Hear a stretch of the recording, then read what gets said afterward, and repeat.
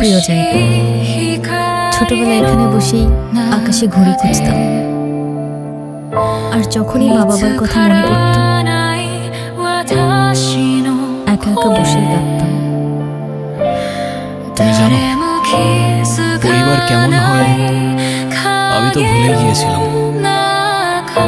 প্রথমবারের মতো যখন তোমার বাড়িতে ঢুকলাম না, সবাইকে দেখে কেমন যেন অদ্ভুত লাগছিল।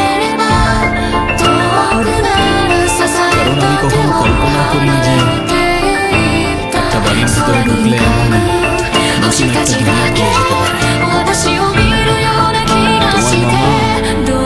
যতই রাখো, আমার কেন যেন মনে হয় তোমাকে অনেক ভালোবাসি।